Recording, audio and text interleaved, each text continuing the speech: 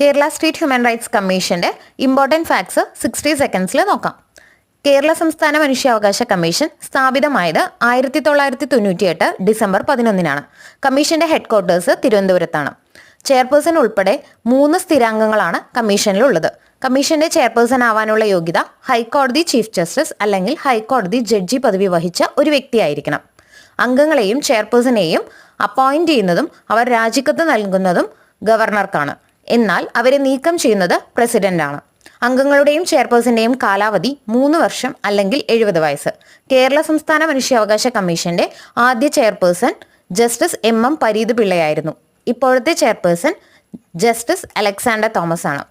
മനുഷ്യാവകാശ സംരക്ഷണ നിയമത്തെ അതിൻ്റെ സെക്ഷൻസും ഉൾപ്പെടെ ഒരു ഡീറ്റെയിൽഡ് വീഡിയോ ചാനലിൽ ഇട്ടിട്ടുണ്ട്, കണ്ടു നോക്കണേ.